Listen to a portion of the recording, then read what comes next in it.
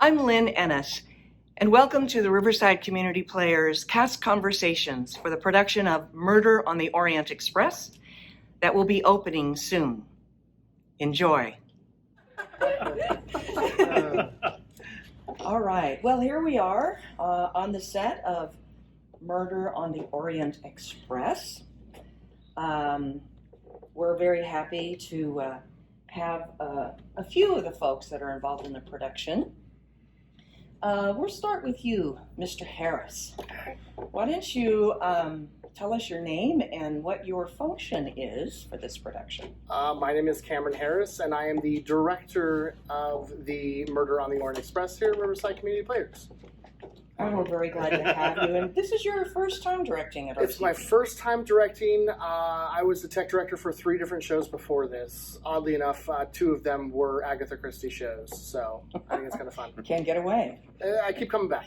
That's good. That's good. Well, we're very happy to have you. But even though you've had lots of experience tech directing here, you've had tons of experience in other theaters. The 2 theaters that I seem to remember the most are Rialto Community Players and the California Theater out in San Bernardino. Is that correct? That's correct. Rialto Community Players is my home theater. I do the summer musical there every single year, and then I kind of jump in and direct musicals over at the California Theater whenever they ask me. Very good. One of the things that I was particularly excited about when we hired you as a director was your expertise in not only directing, but set design, lighting, all of the things that really make a production more spectacular. So what can you tell us about the challenges in those areas for this show? This show it incorporates a lot of that. It's something different that I haven't seen done here before. There's a huge set on the stage. I know the camera's not panning, but there's a huge set on the stage. And then the lighting that's coming in and the sound that's coming in. I brought a lot of intelligent lights and fancy equipment to try and make some of the scenes at the end of the show pop a little bit more. And then with sound in the very beginning of the show, we're trying to incorporate a lot of things that haven't been seen here, or it's still kind of new to me, but I have friends and colleagues that know what they're doing. So it's going to be a lot of fun and very, very interesting to do and see. Well, I know that there's a lot of buzz about it for the stellar cast that you have put together, as well as your directing expertise and all of the fun things that we're going to see on stage. One of the shows, and I'll just say this, that I did see that you directed, it was out Rialto, it was Noises Off. Oh, yeah. And I personally was blown away because anyone who knows that show knows how challenging it is, because you have to build a set and then you have to turn it around. Yeah. Anybody who can do that, you can do anything. So on a very small stage too. So a very small stage, exactly. Wait till you see his train now. It's a good train. I can flip a house and I can build a train. We actually do, and I'm going to show some of the set at the end of the interview, so people can get a really quick preview. Not too much that you won't want to come, it's a mystery. But we'll give you a little taste of it. So we're going to move to Mr. Kuhn next. Chuck, tell us about your role and your name and what you're doing. My name is Chuck Kuhn, and I'm playing Hector McQueen, one of the few Americans in the cast. Which means you don't have to do an accent. I'm very thankful for that. That is a big challenge Told in too itself. often, yes. That's right. So for a few years, from about 86 to 90, you did a whole slew of shows here at RCP. Tell us about those. It ranged from the musical Pippin to Light Up the Sky, Ladies Not for Burning. Got a chance to do some tech directing for Educating Rita and things like that. It was a lot of fun. Educating Rita, Trip to Bountiful, Arsenic and Old Lace, Silent Sky. Yeah. But there was a big gap between your acting roles and now. What happened? Well, I got a job teaching theater for 22 years. Oh. So I was dedicated to making sure the program was going to be able to do as much as it can for the students that were there. I did get a chance to sneak out once in a while and do a show, but it was just a lot more fun watching what they were going to do. And so in 2017, I got a change of venue, and I'm out having some fun now. Well, we're very glad to have you. What has been your experience so far with this production? Different than anything else that you've done, perhaps. For the most part, I mean, we've done mysteries before, but the challenge has always been doing something in the round and then trying to find a way to do a set in the round and then having multiple people on stage in a limited space in the round. It's been a lot of fun, but the cast itself has been a blast. They've done a lot of work with improvising what we want to do here and there, following what Karen's been wanting us to do, and basically just having a lot of fun in the process. And we will see that on stage, because you know when a cast is having fun and enjoying themselves, the audience so much fun. appreciates it that much more as well. Very good. All right, now we're going to go to Ms. Nelson. Tell us who you play and your name. My name is Jordan Nelson. I play Countess Androni, who is a, I don't know how much of her I want to give away, but she is a countess from Hungary. She is a nurse, so she has some medical knowledge, but there's a lot more to her that's kind of revealed throughout the show, and she's very interesting. So I'm guessing you do have to have an accent. I do. How has that been? Oh my goodness, very. It's so hard to find anything about the Hungarian accent online, but I learned a lot about it. I learned about how it is very similar to Finnish, so I found a lot of resources for Finnish. I didn't know that. Yes. That's interesting. So using a combination of those two things, and I found someone from England who's describing how to do a Hungarian accent, and it was interesting hearing her describe that because they have very round vowel sounds, and Hungarian is kind of similar to American, where it's a very bright A kind of sound. So it was hard thinking accent. You think like British or blah blah blah blah blah, but the Hungarian kind of has a base very similar to American. So trying to make that distinction obvious and consistent has been a lot. Some people don't understand what it goes into to do a role correctly. It sounds like that you've done a lot of research. So you have a BA in theater. I do. And you have done shows like You Can't Take It With You, but you're also an artist? Yes. I do a lot of digital art. I have done some set design in my past, but I find that the most fun I have, I really like to do special effects makeup.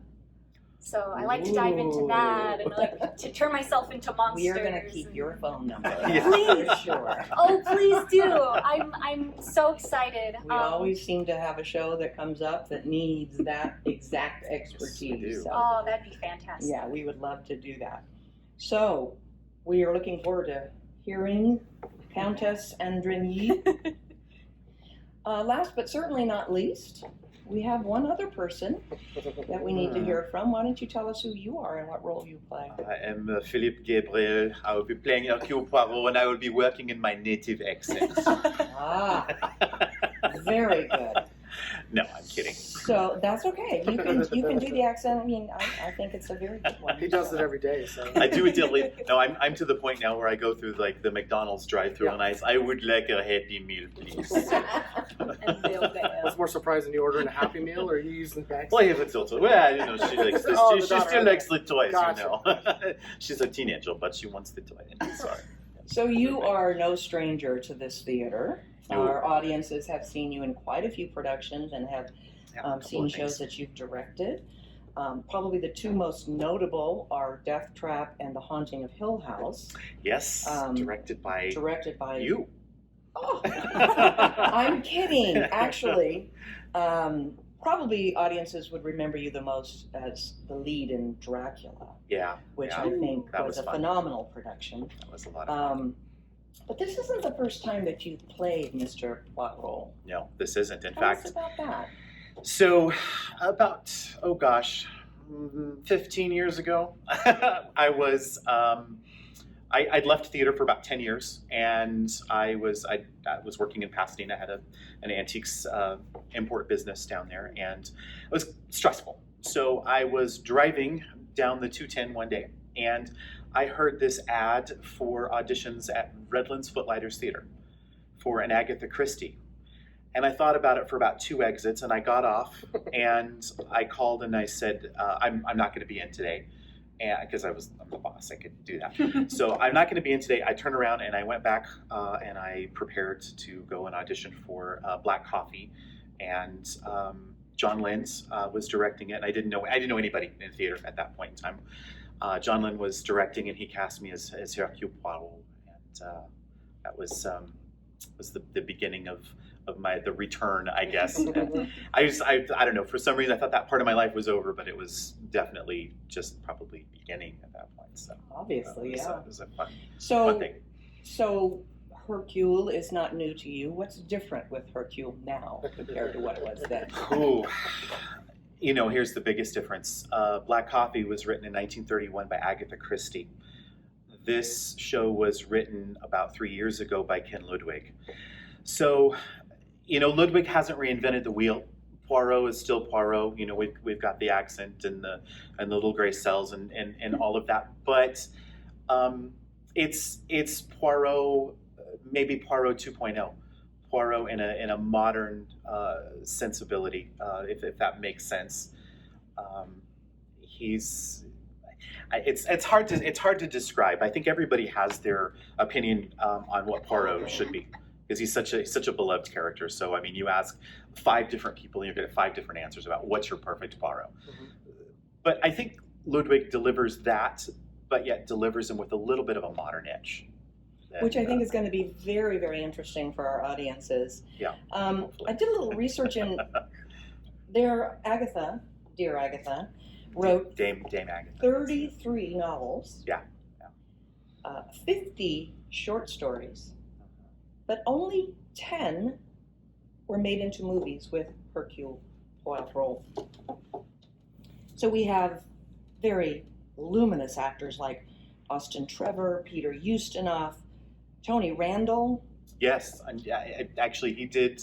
I think he was one of the first to play Hercule Poirot, interestingly enough. Kenneth Branagh, of course, Sir the Kenneth. most recent. Albert Finney. Yeah. And now we're adding Philip Gabriel to that list. Oh, you just mentioned me in the same name as Well, some of my great heroes. the gauntlet has been laid. No pressure. No pressure. But I think even if you look at some of the actors, though, that if you look at like Albert Finney, who did that in 1974 in Murder on the Orient Express, and you look at Ustinov, who took the role from about 78 on, Sir David Suchet, we can't forget him, who did not a film version of it, but a long-running television series on ITV in Britain. That's probably 11 then, because that was not on my list. Yeah. So and then of That's course, good. lately, Ken Branagh has sort of reinvented it, but and I don't know if you guys have seen this, but he's very dark. His Poirot is very dark. He's given him a backstory that has a lot more maybe dark elements, and I'm not talking cinematically dark, but he's very dark. He's a director cast. too, so He's a director he too. can drive it however he wants. He can. It right? does make it more interesting. It makes it more interesting to flesh him out a little bit, or we can see any of that perhaps in this show, or is Ken Ludwig being Ken Ludwig perhaps hasn't delved that deep. I think you're going to see Poirot for the stage, and I think you're going to see Ken Ludwig has written Poirot for the stage, and so there are certain things that work on stage, within the confines of the character and Christie, that would definitely not work on the screen or television or movies. So you see, it's broader. He's broader, definitely a broader. He's maybe a little bit of comedy. Because it's Ken Ludwig. Which would be the Ludwig layer, I think. It would be probably absolutely. a good There's thing. some comedy to your character. Yeah. I mean, I think Poirot he's always been kind of described as a ridiculous little man, but I think Ludwig gives him a little bit more comedy than maybe you might have seen. Certainly more comedy than Albert Finney played him with, or Ken Branagh, or he used to not played him with a little bit of comedy, I think. But yeah, definitely. And he's done things with Poirot. I don't know if I can kind of say be careful. This. No, I don't think I'm going to give away Don't anything. give away. But he's done a really interesting thing. He's given Poirot a love interest in this show, which has been a complete departure from anything we've really seen Poirot do. But it really works on stage. Yep. and it makes Interesting. it's like another It's another layer. layer. It's That's another exactly layer what to it the is. mystery. Ludwig layer. It's a That's what Ludwig we're layer. gonna So that's all I can say about the mystery All of right, we won't say anything the more love about interest. it. Yeah. Cameron, I'm going to go back to you. Yep. Tell us about how did you get a train on this oval-shaped Well, arena stage? I have one of the best tech directors I've ever worked with, Jim Ernsberger. He's back there building as we speak. But he has an eye for perfection, and he has to have everything perfect in his way, and he's really good at making things done the right way and his way. And he's been able to design this train with a dining car, a sleeper car with 3 full sleepers. Well, We did the very tiny sleepers, monsieur. small beds. We're suspending disbelief a little bit, but everything that he's done is really, really working. It's made blocking somewhat challenging, but with a talented group of actors, it's really come together, and it just works very, very well. And I'm very excited for people to see this set. And First we're and going foremost. to give our viewers of this interview a little bit of a sneak peek of what the set looks like. I will tell you, folks, when you come into this arena to see the show, you're going to be fully impressed. Yes. It will be a wonderfully beautiful surprise. Yeah, the crafting of all the everything on here, and then Sharon Ernsberger, his wife, is the set decorator, and she's just. We walk in every day with some kind of new spoon Right. or glass on the set. I'm like, where did she get this? No, and the cast walks in every Every rehearsal. It's like, oh my gosh, it's something new for us, and Yeah, it's little, amazing. little glasses and Little things. Well, thank you very much, each and every one of you. Cameron Harris, director, Philip Gabriel, Hercule Poirot, Jordan Nelson, Countess Andrany, and Chuck Kuhn, Hector McQueen. When we come back, you'll get to know when our show is going to be performed and how you can buy tickets. And I will tell you, tickets are going fast, so do not delay. We are anticipating full houses for the entire run. Congratulations, and thank you for all of your hard work. We can't wait to see it. Thank you. Thank Wait you. to see you. Can't wait till you guys to see it. Thank you, Cameron, and some of the cast members for Murder on the Orient Express. As we mentioned in the interview, we have open tickets early because the demand has been extremely high. We do suggest that you make your reservations early. Our show opens on May 13th and will run for 3 weekends through May 29th. Hope to see you in the audience, and thanks for viewing our next segment of Cast Conversations.